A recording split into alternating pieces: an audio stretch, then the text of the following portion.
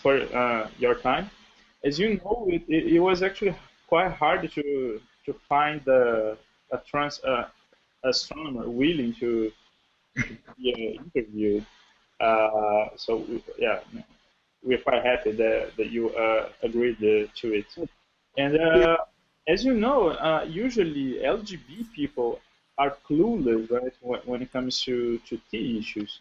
Yes. So yeah, I would like to start with a trans 101 question. What do you think are the main problems that tea astronomers face?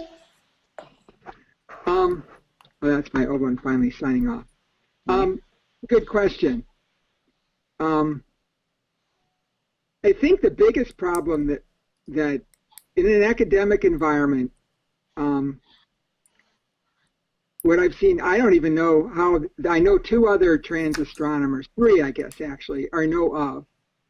And one of them I know pretty well, and who's working in a small group, and she actually set a pace for me because she transitioned here.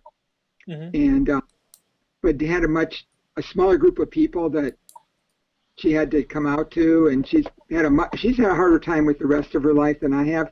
So often one of the biggest problems for transgender astronomers, I think, is the rest of our lives. And I think getting support for who we are is important.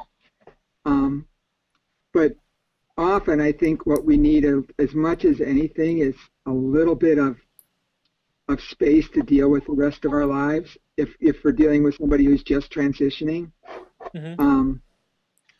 I've been really lucky, I think. It seems that I've been lucky compared to other people that I've run into on the internet especially, but pretty good compared to a lot of the people I know in Boston, that most of my life has been really accepting. I mean,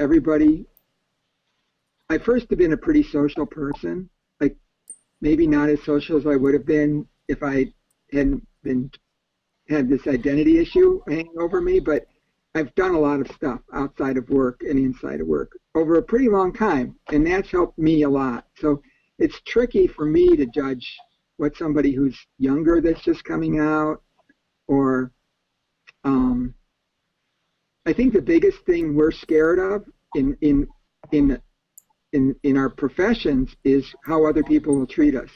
Right. And it's like an uncertainty that we have than anything else. So having a policy in place is really good. I just read what the recommendations in physics were, and they seem pretty reasonable. But I think the basic idea is to support people and have them. Yeah, I don't know. That's it. I think the biggest, when people told me, I started telling people I was really scared for a long time. And the rest of my life was starting to change. I was married and I was getting divorced. And the divorce was happening because I was going to transition. And it was like, the rule was we were going to stay married until I transitioned. But it turned out to be until I was almost there. So once that started to happen, the rest of my life, I had started to tell close friends, and they were starting to get me out doing things.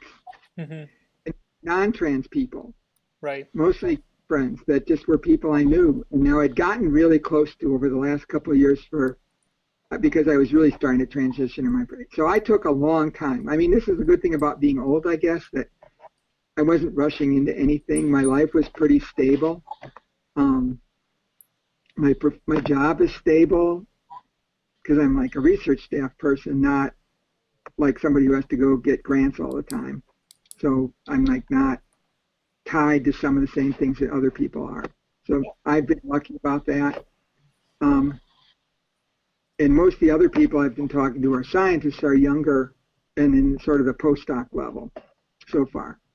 And we were wondering about that, like if you could tell us a bit about yourself, like when did you transition? What was it late in life? We could see that it was in 2011, right?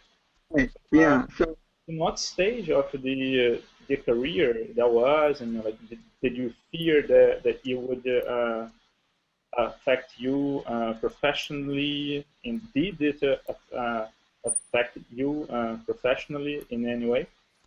Well, I think what I was afraid of was there are a number of people that I work really closely with.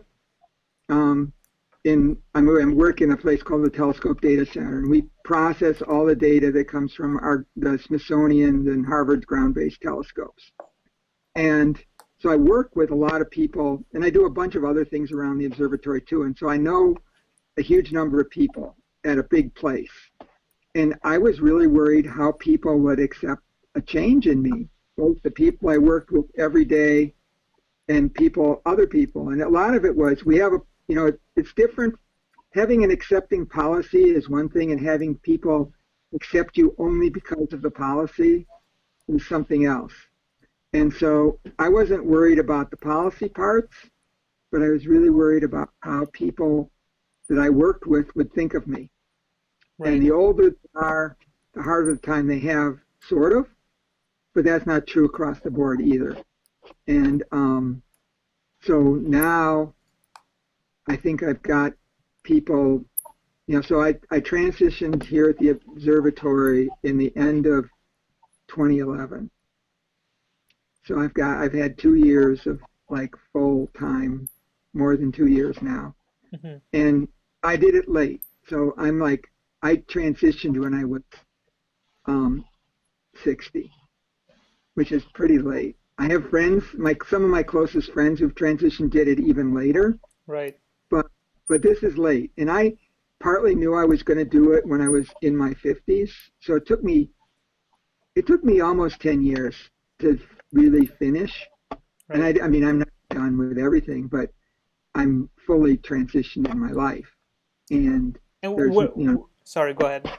Yeah, and so this started when I was, so just my past is that it was an issue for me when I was young, and I sort of knew when I basically, I don't know, probably when I was 6 at first, and then more intensely as I got older.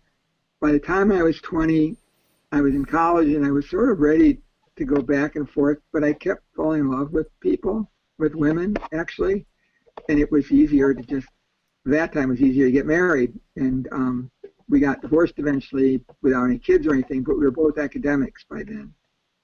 And then I don't know why I just didn't feel like I would be accepted, and my thing is I wanted other things more than my gender.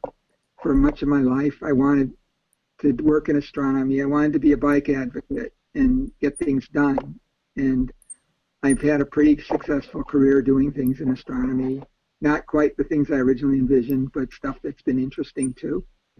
And so, and I think part of that was I still always had this problem with myself about, this is like not unusual, that I sort of held back. So either people overcompensate or they compensate by just not getting too involved in stuff. And I was sort of somewhere in the middle where I got involved in stuff, but I really didn't feel comfortable, so I could only go to a certain level. So I never finished my PhD, but I did write a bunch of papers and talked the AAS into admitting me as a full member and the IAU into admitting me as a full member because I did enough. So that's a sort of weird situation, so maybe not quite unique, but pretty rare. And so I got to do science that I wanted to do, but without ever really putting myself into it as much, because I always had this distraction of sort of being mixed genders is what I really was. And it sort of really as my daughter got older, even when she was still she's just 2003, so she had just gotten out of, she was in high school by then. And I guess I had time to think about stuff more, and I realized that I was ready to live full time, and that's what I wanted to do. And I didn't know that was for sure